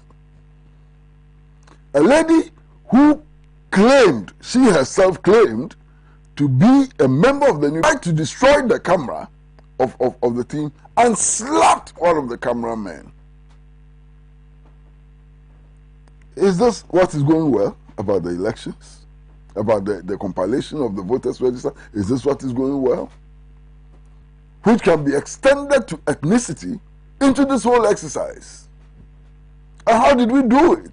Of Parliament, former minister in the New Patriotic Party, making claims to the effect that some of the people in the voter region are not Ghanaians. And this whole debate, you have a secessionist movement in the voter region, and you feed it with your unguarded, reckless, absolutely reckless statements. I am frightened. I'm frightened about the future of our country and so on. I'm really frightened about the future of our country. Now, listen. I don't know how this exercise is going to end. I don't know. I'm not a soothsayer. I'm not a prophet. But the signs we are seeing today are horrible signs. Look, me, I practice as a journalist. I do newspaper reviews every day. So I'm compelled to read the newspapers. I'm compelled to chase the news and so on. When the exercise opened, I went to my polling station to register. When I got there, it was empty. There was nothing there. I was totally confused. So I started calling friends and so on. And they said, oh, that given the fact that I've retired, I can't go to the district center and register. I came to Pan-African Television, said, I work here. I can register here.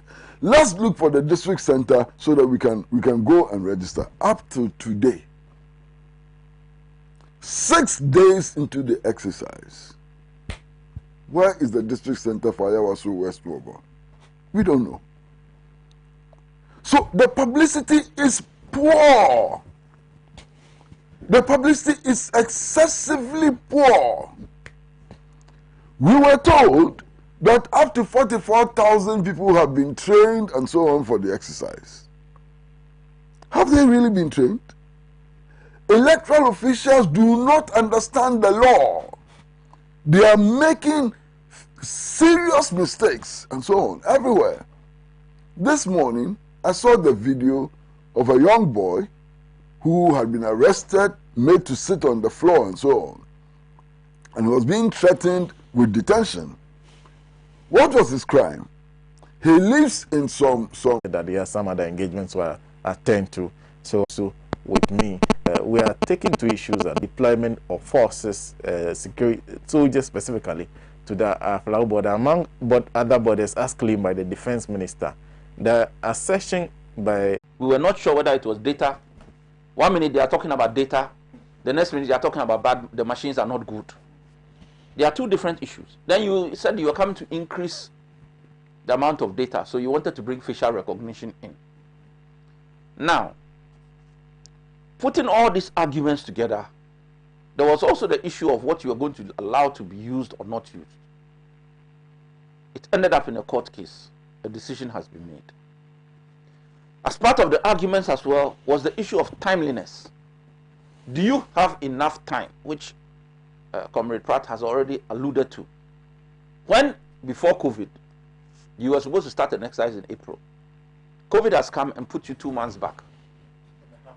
2.5 months back.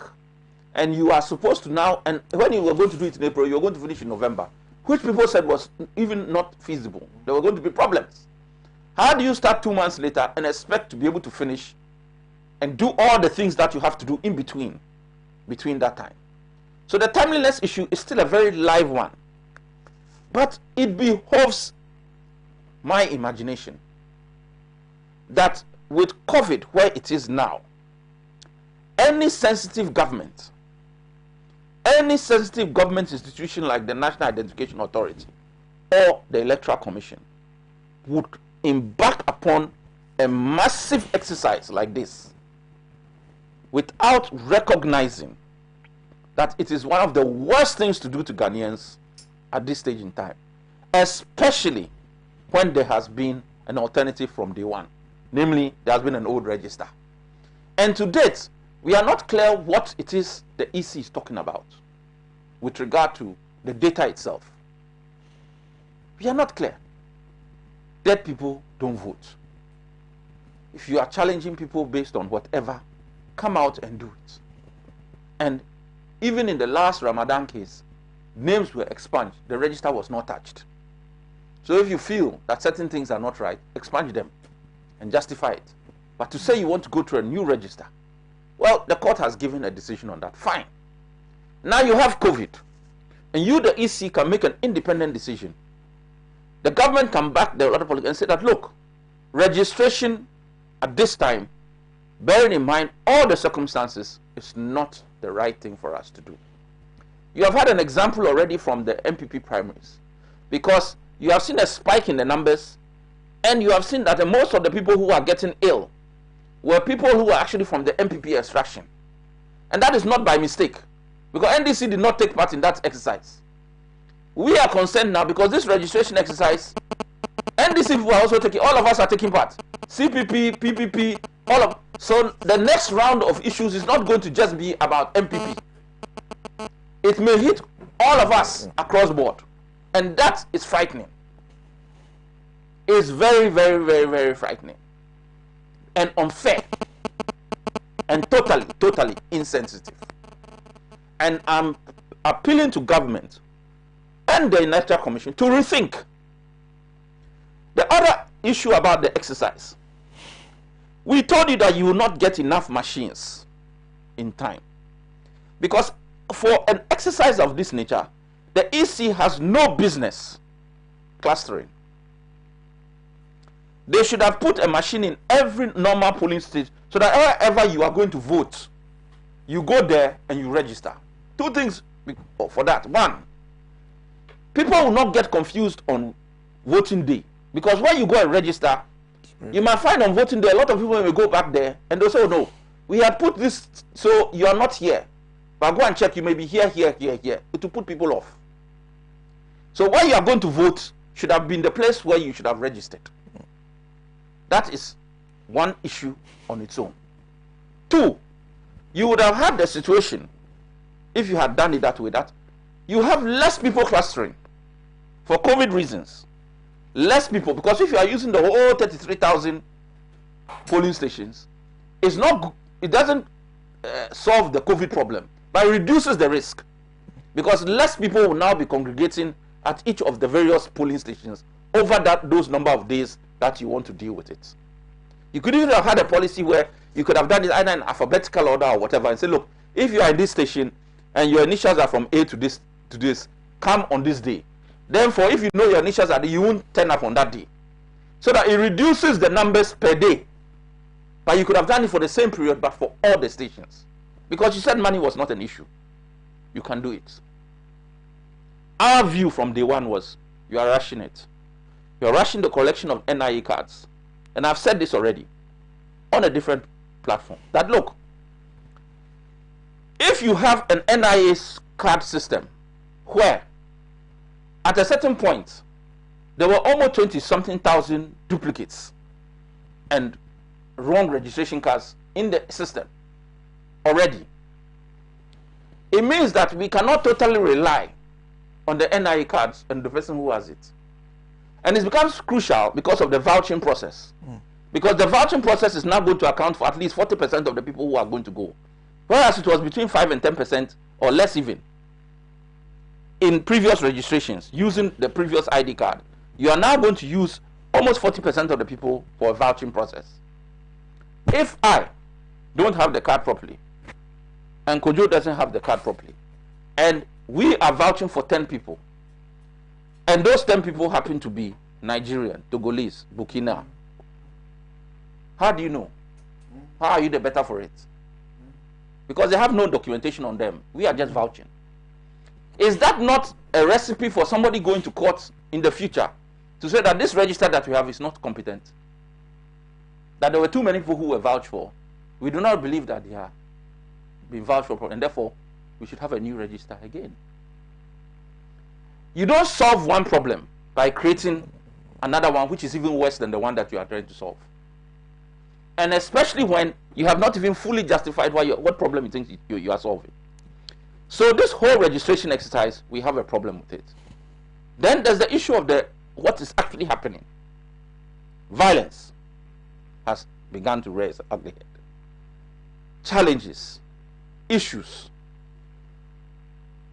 When people deliberately bus, it's one thing for an individual to come and say, oh look, I've moved into the area, I want to register here. Fine.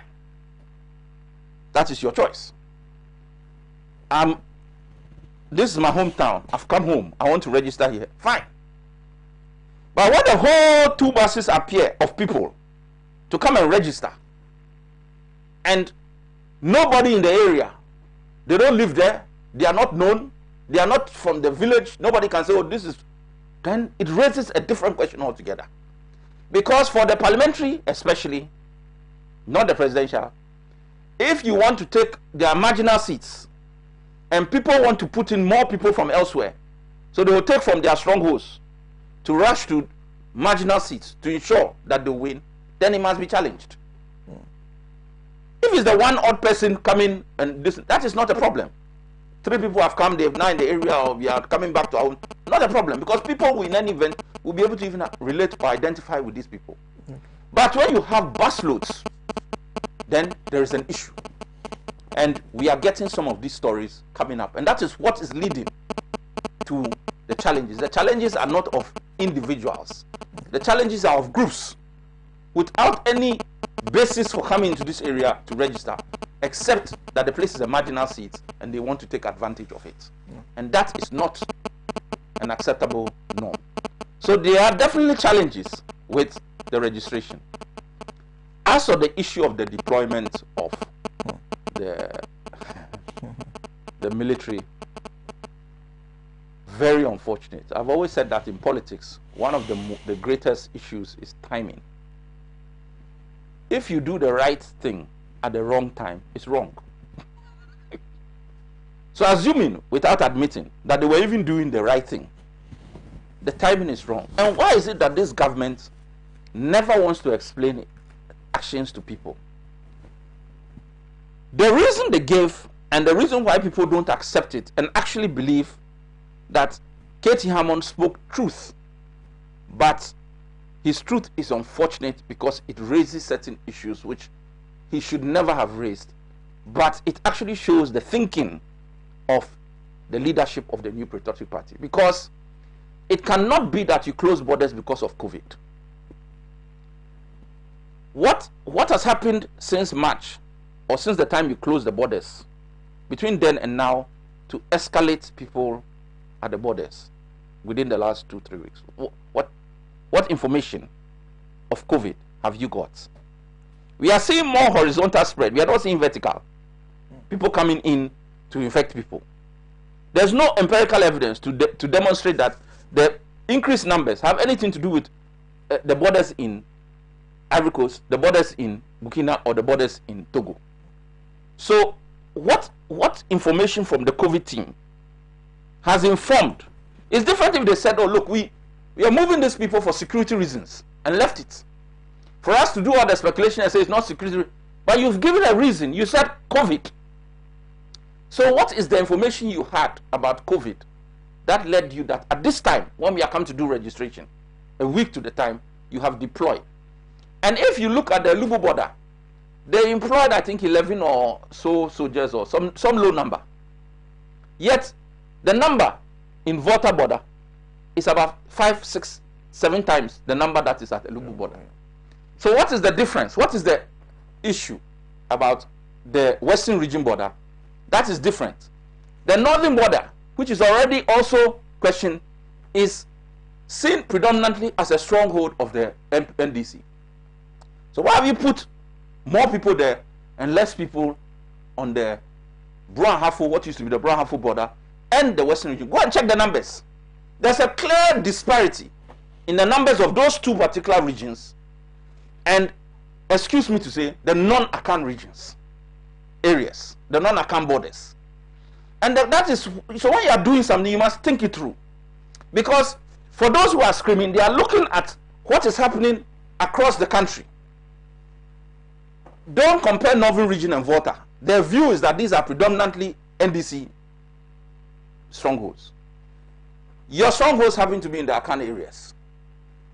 Why are the numbers there less? Even they are negligible. You even notice them in the town.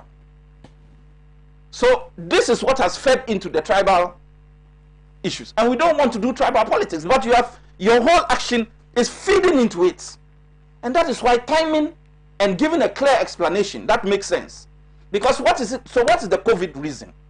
And nobody is explaining this COVID reason. You are saying COVID. You are supposed to be giving us information about COVID. What is the COVID reason? You're not able to tell us the COVID reason. Empirical basis. On an empirical basis. Safe to say that the numbers are rising. And the numbers are rising internally. Now, the number is also higher in Northern region than on the Lubu border, Western region. It's higher. Which border does Northern region have with any country? Northern region as Northern region. Apart from the fact that it's an NDC stronghold, where is the border? Why did you deploy in Northern region? What is the you are talking about borders? Why did you deploy in Northern region? What has it got to do with any border? So your reasons for deployment, which is COVID, one, and you are doing it at the borders. Your deployment was beyond in regions which don't have borders. And two, you have not got any empirical evidence for COVID. So when people say that, look, you have a different reason, and Katie Hammond comes and speaks, we leave all the reason given by the president and the defense, and we take Katie Hammond's, because his is the one that is making sense amongst all the myriad of explanations that have been given. Okay. And that is why we are saying stop. And we didn't hear of anybody in Western region where people went into their houses, somebody checked. We didn't hear of anybody in any other, but in Volta region, they are telling you, the chiefs, not us. The chiefs and the people are telling that, hey, the way you came, the kind of questions and the kind of things you are doing here, we don't like it. We feel we are being intimidated. We feel we are under threat. Move them. And you are saying that, oh no, nothing happened. But even the way you enter the town, you can say that we are spreading everybody. 5-5-5-5 along the border or 10-10 so that it's not noticed. But if you all enter at the same time and move across the border to show everybody you're all in the same number, it is intimidating. You wake up one morning and find that they have put 2 MOACs or 2 trucks at your gate. You can leave your house and come back, but you'll be asking, what's going on?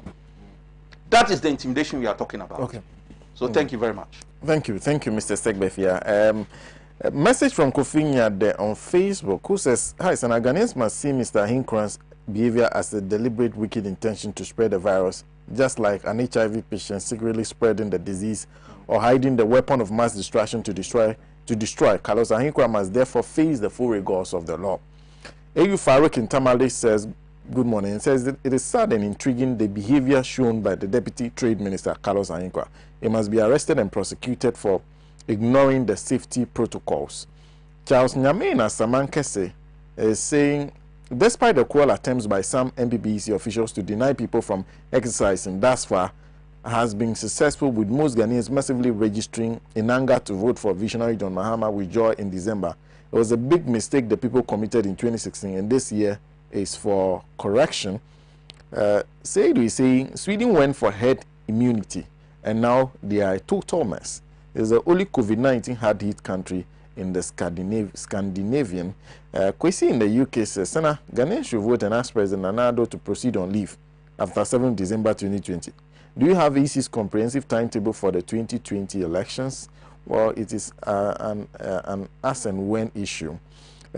This one is from Erica, who says, okay, he's complaining about our feed. We apologize sincerely.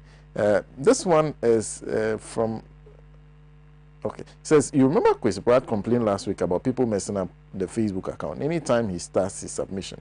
He said he decided to monitor himself, and I'm believing his assertion because we have not been able to hear him through the system. It has been okay, though the system has been okay all morning. There's a sabotage somewhere." Well, let me end with Ambassador Sam Piale, who says,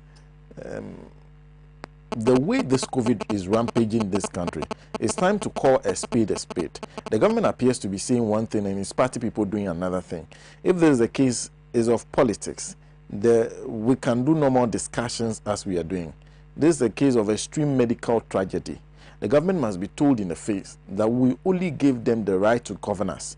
We did not elect them to take decisions that lead only to our deaths. The president's policies and decisions all leads to reckless disregard for our human lives. For each Ghanaian life lost, the president and his officials must be held accountable. Just imagine how they have lampooned our senior high school students back to school, only for the purpose of being brainwashed to be registered and possibly vote for the MPP. The students have been instructed not to contact their parents and not to disclose the health status of their colleagues. This indeed is medical slavery of our future generations. Thank you very much for those messages. Now, General Secretary for the Ghana Medical Association, Dr. Youngson, has stated that the Ghana Medical Association is not represented on the government's COVID-19 team. Listen to it again. The General Secretary of the Ghana Medical Association, Dr. Youngson, has stated that the government's COVID-19 team is not represented. There is no representation from the Ghana Medical Association on that team. This is so serious. This is so serious that you see why the decisions that are being made. It's omitted. You have omitted the Ghana Medical Association from the process. And hence, everything that you do for will be problematic. Who's advising you? A personal doctor or a personal medic, but the Ghana Medical Association General Secretary Dr. Youngson has stated that the COVID-19 team of the government, Ghana Medical Association, is not represented on the team. Look, we have too many problems. The PPP stated categorically that we are against a new voter registration. Why did we say that? The PPP stated that the National Identification Authority, headed by the good Professor Atifa, who is also a lawyer, in his own press briefing that he did in Western Region, somewhere in January, the good professor stated that he can produce out of the NIA database a database for elections. I didn't say it. PPP didn't say it. The good Professor Atifa, appointed by His Excellency the President to head the National Identification Authority, stated to all of us that there is no need to do a new voters register, and that indeed, if we gave him 5 days after completion of his exercise, he will be able to extract the documents for the EC. The good professor is saying that in science we have something that we call dominant and recessive genes. You can get the recessive out of the dominant, but you can't get the dominant out of recessive. Do you know that 2 dark people like me can give birth to a quote-unquote white person that you call an albino? But an albino or a white person cannot give birth to a black person. This is science. And Professor Atifa is telling us that the NIA database is the dominant database because he registered people from the age of 15. By law, it's supposed to be about 5 or 7 upgoing, and you're supposed to have registered all these people. And this database has your mother's name, your father's name, your children's name, your spouse's name, your last known address, their birth dates. So he's saying that he has a master document for which he can take out of it within 5 days, produce a national electoral database. And this person was appointed by no other than His Excellency the President. Put him there. Then your own person is giving you advice. The good professor advised the government that even his card, the ECOWAS card, can be used to conduct the election. And you do not even need to go and do a voter's ID card to go and elect. Because in other places that we are always trying to emulate, you can use your driver's license, you can use other forms of national ID to go and vote. You don't need a voter ID card per se. We have spent our money, 1.2 billion, to set up the national identification, his budget that he brought. 1.2 billion. He was released a little over 100 million to conduct his national exercise. The EC is going to spend over 400 million to do this exercise.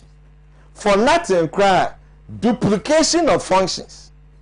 And then using the budget, if you take 1.2 billion, you compound it by the 400 plus million, you are talking about 1.6 billion plus to do the same function. To do the same function. The exercise that we are doing, voters register exercise, my brother, from the PPP perspective, is illogical. It is illogical. It doesn't make any sense. And we were saying that, look, if he has done 9 regions with or he has done 15 regions of the NIA, and he has 1 more to do. If we all concentrated on doing the one, completing the one. Would it even be better than exposing us to do another 16 regions and extracting out of, and then they go and then the law, the CR 126 is put there. And lo and behold, what does he say? It takes away other forms of identification. Then it says NIA and passport. It presupposes that anybody who's holding the NIA card is already captured in the database. Do you see the illogic? It presupposes that anybody carrying an NIA card is already captured in a database. So why go and do it again? Why go and repeat the same process again when you have a dominant database and you are doing a recessive database? The Electoral Commission database is a recessive database. It can be extracted from the dominant database, which is the NIA, and it gives a certain permanence in terms of solution to this crossroad that we always find ourselves in. This is the 5th exercise in the 4th Republic in doing another voters register. And it will not end, because the nature, there is something about the exercising and the registration of voter register which always has all these issues associated with it. So looking for a more permanent solution, it is there. The alternative is there. And then when you compound it with COVID-19, and then you have the array of choices before you, why force this situation? Why force this situation? Look, children's lives are also being in danger because mothers are in the line with their children. With their 2, 3, 4, 5-year-olds, they are all in the line. They are all in the line. No face mask, no social distances, no nothing. They are all in the line trying to register. It doesn't make sense. In this time that you have the numbers of COVID-19, especially the month that you have chosen, has seen the highest results in terms of the infection rate in the entire Ghana. 8,070 to over 19,388 and counting. Before we finish this program, we might be at 20,000.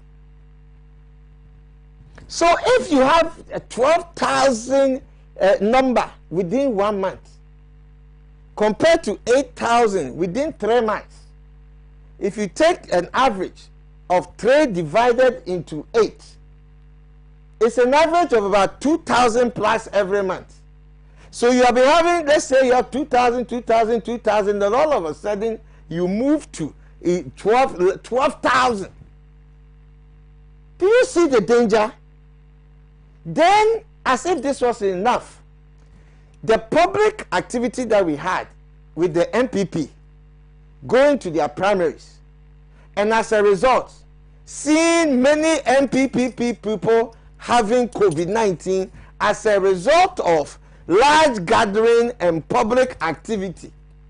Is that also not enough basis to say that the large gathering has brought about this situation we find ourselves? So as a result, looking at the national gathering, which is greater than MPP plus all political parties put together, we are all there. So it means that we are all now what? Exposed. We are all now exposed to the situation that can have an ability to just wipe out a people. It does not make sense. First, you have a choice to choose to use the NIA. You don't use it. You are using a choice to stop or not to stop, to use old database. You said, no, we are doing a new one. You are going through all these processes, and the endangering of lives is just too much. It's just too much. If you take a Futu constituency, there has been fights and blows and MPs fighting, all of those things are going on there. People are there clearly without masks, and they are engaging, and it is happening. And people are going to, there's going to be a high number of incidences in the infection rate of a people. If you are making a decision of the nation, and then Ghana Medical Association is not part of your decision making to say that, my brother, this thing that you are saying is not in congruence to what we are fighting on the ground, and that even our health practitioners are all being infected. They are not getting PPEs. We have closed down emergency wards in other regions because all of them have been infected. We can't wish away that which is here with us. You cannot wish away this process. And I say to ourselves that I can easily right now fire the city government so hard, but I want to try and see if we can have reason, if we can bring reason to bear on this situation. Because the reason is that you people, as a result of MPP primaries, you see there's a causative correlation link. As a result of MPP primaries, there have been high incidence of MPP people who have received the COVID. In Parliament, there were MPP people who had received COVID, for which they had denied. It was denied by the majority, it was denied by the speaker. The minority was saying that it is true. Then all of a sudden, the speaker came that, don't come to Parliament, you know you have COVID-19.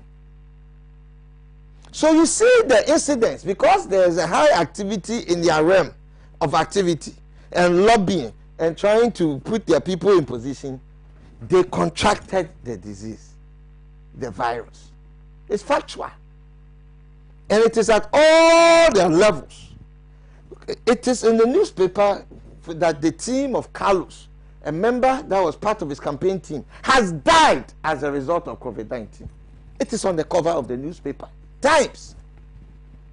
I didn't say this. I am quoting the fact as has been presented to us. He has died. He has died. Because he was the one probably doing the door-to-door, the handshaking, the lobbying on the ground. That person has died. His driver has it. He has it. His family, definitely somebody will get it. And we are using him as the micro to the macro.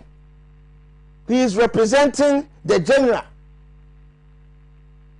And so if we are now doing elections and people, we're doing registrations, which is mindless. I'm telling you, this registration exercise is a mindless exercise.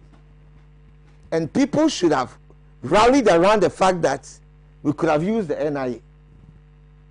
We could have used the NIA if it is a new one that they want. We were saying that we could have used, looking at the time in space, we could have used the old register to go. If the heart still desires that there must be something new, because there's something about people who have power. When the NDC have power, they did the same thing. Sometimes they won't listen. PPP, we suffered from a Commissioner Osei's hand during the election, if you recall. What the commission tried to do to us, what they did to us, truncated our elections. We had to go to court in the middle of an election. When politics, 2 hours can make all the difference, we were brought to court system for 1 month and truncated our campaign with a few weeks to election. So we have suffered this fate. So we know when people abuse the system against you. But if the people still say they desire a new register, again, there was an alternative. The NIA could have been used. I don't normally like to do that, but I think that he has to be clear on that point. The NIA could not be used because, according to the statistical survey, we have something close to 80 million people who have to register. as we speak, the NIA have only done 11 million cards. Yes. So there is no card at the moment in circulation that covers this whole number except the old voters ID card. What the Honorable is saying is exacto. And But when we are saying that if has you have about done 14 years if you have done afterwards. 11 plus million, right, and you desire to do an entire national exercise to get to the 17 million, 18 million. Oh, okay, I see where you're coming from. It is a shorter route to have built on what was already there. Okay. To achieve that conclusion. Okay. So the final end is the 17, 18 million. Now you have two avenues. You have three avenues. One, you say you won't use old register.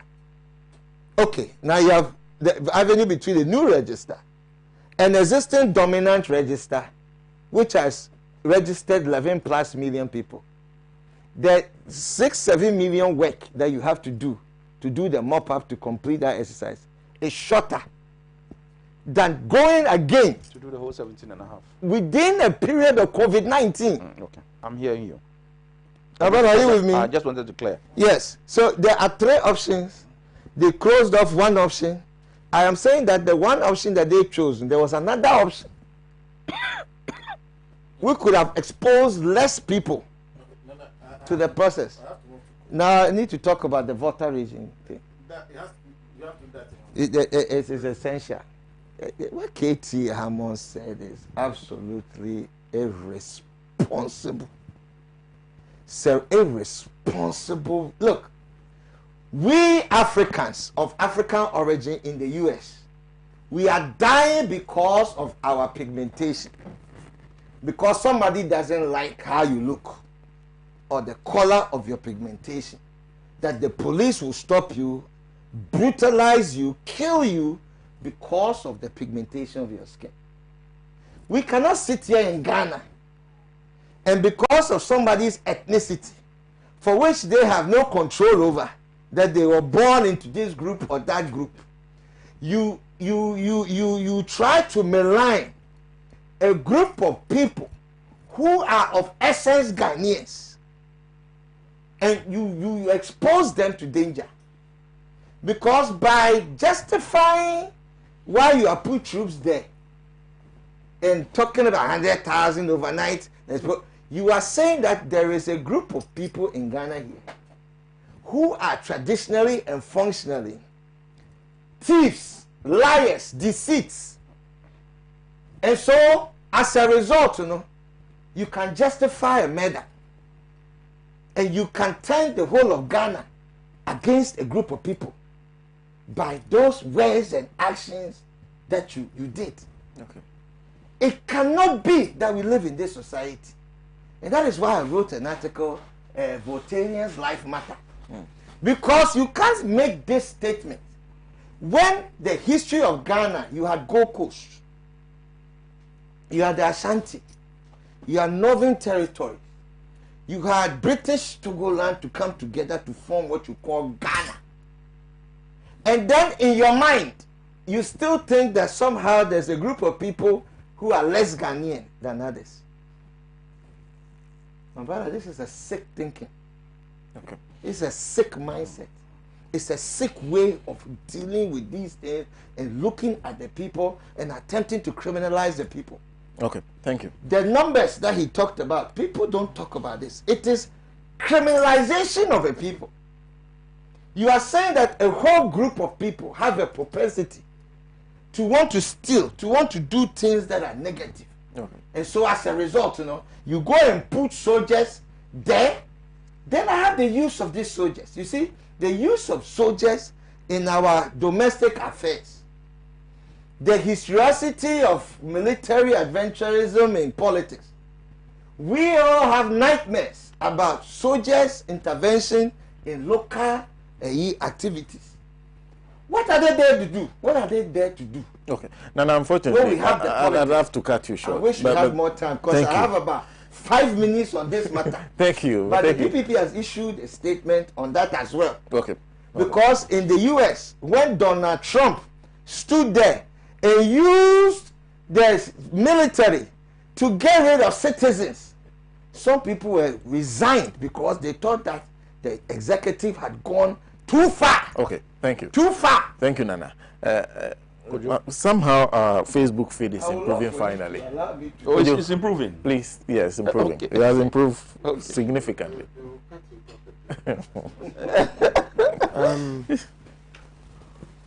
You see, I don't know what else needs to be said about this voters' exercise. It is unnecessary. The timing is all wrong. Even after COVID-19 stepped in, after Vox Populi, Vox Dei, the many facets of this country's social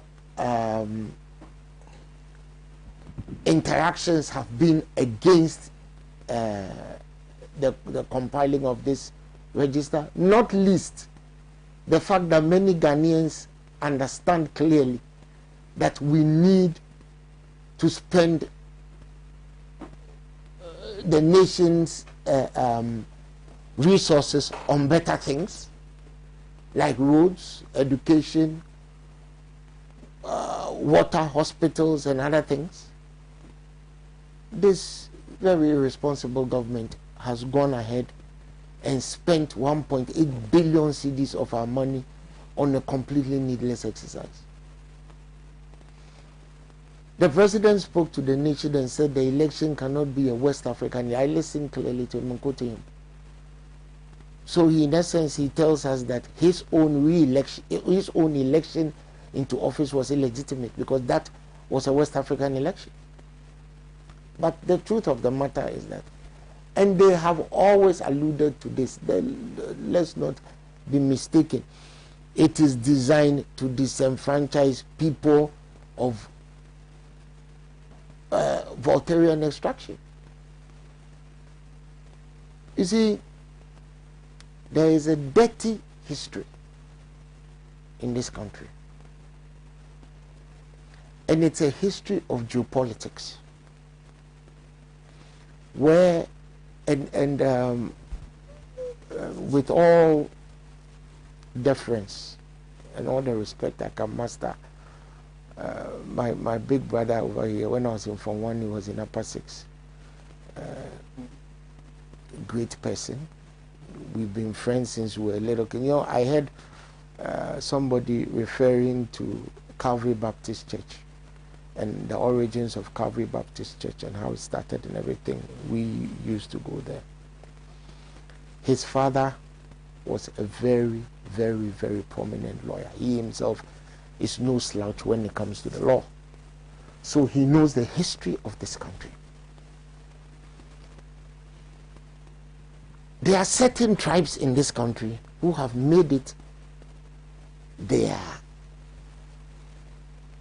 thing to demean people of Voltairean extraction. And unfortunately, where the president comes from is one of those tribes. They call people of Voltaireans Enhuafo. And if you understand tree, if they say Uyomenia, it means that you go around begging for people's leftover food. That's what it means. They have carried this through time immemorial. Education hasn't taught them anything. And for that reason, because people of Voltairean extraction vote massively for NDC, these people have made up their minds that they will disenfranchise them. Indeed, they actually feel that Voltaireans are responsible for them not ruling this country and winning elections. And it has been their sing-song that whenever they had power, they would do exactly what they are doing.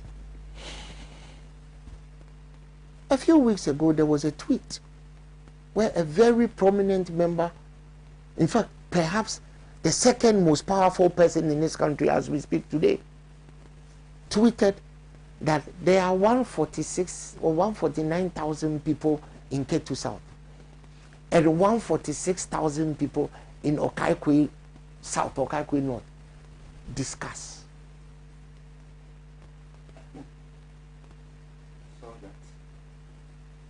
You see, it was a pathetic manifestation of who these people really are. So you carry soldiers to the border to stop them from registering because you don't think they belong. And then you don't have the conviction, the courage of your conviction to state that that is what you did. So you send people to come out and say that they were, you are protecting COVID. You know what? Gathering from what is going on among his own people, maybe the president should bring back the soldiers and take them to cabinet. Because they are much more needed there. Maybe if there were some soldiers around some of his people, some of them wouldn't have died. Some of them wouldn't have been named. I mean, what is wrong with you people? What is wrong with you? Don't you get it? Ghana is one country. This country is one country. We may speak different languages. We may have different cultures. But we are stronger together. We are stronger because people like Kwame Nkrumah had the presence of mind to get the Western Transvolta area and add it to Ghana. Because if they didn't have it, we wouldn't have had the Volta League. Can you imagine Ghana without the Volta League? So you people are not good students of history. But even worse, they are bigots, they are ethnocentrists, they are tribalists who think that they are coming to sit on top of this country forever and ever by somehow gerrymandering a register so that they rule for all time. And I ask again, who has ruled for all time? Name one. If you have one person, name one person, one ethnic group, one country that has dominated the world for all time. Name them. You people are engaged in something that will come back to bite you. It will come back, it will bite you hard. And I, for one, I will be ululating like a wolverine from the rooftops, and I will not stop jubilating when those things happen. Because this country needs peace to develop. This country needs to invest in its young people. We are unable to pay for free SHS. The so-called free SHS, their flagship. So we have our children going to school on Christmas Day and coming home on New Year's Eve. Green track, red track, golden track, indigo track, no track, left track, right track. Every track they are on, and yet the tracks keep coming off. We are not able to pay for NHIA. Oh, and in talking about COVID, I forgot to remember, I didn't remember that the NHIA boss also had COVID. Her deputies have COVID. The Minister of Health has COVID. So amid all this, we are still insistent that somehow or the other, we have to construct a register that will disenfranchise people we think are less human than we are. Remember, you can afford it. See, home. Prepare one of us, two of us are near Papa. Remember that sardonic laugh? It was a foretaste of what was coming. Some of us warned Ghanaians that this is what you're going to get.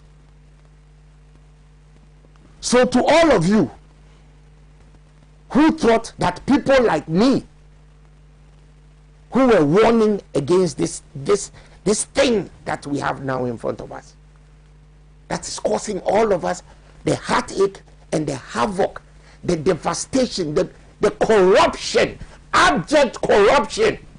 Today I'm saying corruption like my founder. Corruption in this country. See what I told you? Someone, today we have a government that can appropriate the Electricity Corporation of Ghana to itself and its friends. We have a government that can sign an $800 million extension to miscellaneous deal, and the president says he's not aware. A criminal act. Who signed it? So they sacked the energy minister, and that's the end of it.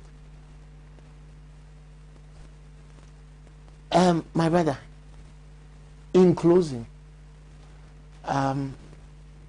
there's a memo out there. I don't know whether you've gotten it. But it is a memo from Dr. Bosman Erikasari to district electoral officers, regional electoral officers, yada, yada, yada, yada. That they should now only make sure that 100 people enter the registration area, and there's only 100 people outside, and there's only this and there's only that. What were you thinking was going to happen? So that decongestion takes. Oh, what the hell did you think was going to happen? Did we not tell you that this is exactly what was going to happen? Now do you believe us? There's a pandemic in this country, in the world. It has killed 500,000 people plus worldwide. This morning, we are close to 600 million people. Okay. This thing is raging, ravaging. Even the most advanced health systems in this world are unable to deal with it. You people say, chin chin and chia. I'm gonna phone tea. So when you finish killing all of us, rule over the cockroaches and the lizards. Okay. That will be left. Okay. And the mice. Because maybe, just maybe, they won't have COVID. But somehow, I doubt it. Okay. Because in certain countries, when children went to school, back to school, the COVID was on their books. And when we all get it, you will rule over the dogs and the cats. When I finish, before I finish, let me just say that as for the defense minister, Dominic Nitiwo, I have nothing to say to him except that he should remember that he doesn't come from the 87% of people that produce all the resources in this country. He is from the 13%. So he should allow himself to be used as a token to disenfranchise others. It is coming up north, the Eastern Corridor. It is coming. It will get to him in Bimbila. Okay. Thank you very much, Mr. Kojochum Boafo. I'd like to say a big thank you to him. He is a former chief executive of the Ghana Free Zones Board, and also to Mr. Alexander Segbefia, who is a number of things, head of external affairs, director of external affairs, National Democratic Congress. Is also a member of the COVID-19 technical team, and now the deputy national campaign coordinator of the National Democratic Congress for the 2020 elections. A big thank you to Nana Ofori Owusu joined us today from the Progressive People's Party. Mr. Pratt was initially here with us. So you gave 10 accolades. I only know one for you. Director of Operations of the Progressive People's Party. Incoming national chairman. Oh, okay. You have to add that one. Yes, it's incoming. This is already there. It's just a shadow. Incoming. And a big thank you to Mr. Kwesi who was where's your flag bearer? Oh, flag bearer to be. He got caught in the COVID in the US. So a big thank you to Mr. Kwesi Prajina, his managing editor of the Inside newspaper. My name is Sena Nombo. I'd like to thank you very much for tuning in and staying tuned, especially to those of you on Facebook. We apologize for it looks like we don't have absolute control over it. And a big thank you to the technical team here at Pan African Television. A big thank you to Ahunto 92.3 FM. A big thank you to the several affiliate radio stations that offered us their platform. A big thank you to you for sharing your comments and thoughts with us. I'd like to say good afternoon to Jet Morgan, and also say condolences to the Agama family in Sogakope, and also to the Fiado family who are burying the old man today. Have a wonderful day. Enjoy the rest of the weekend. We are back same time next week. Enjoy your week too.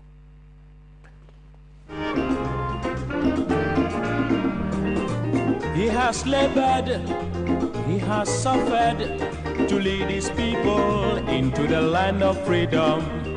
He's the Redeemer and the champion of liberty, of human equality. Let's salute him, fellow Ghanaians, the nation's founder, Sajifo Kwame Nkrumah. May God bless him, Ghana showboy.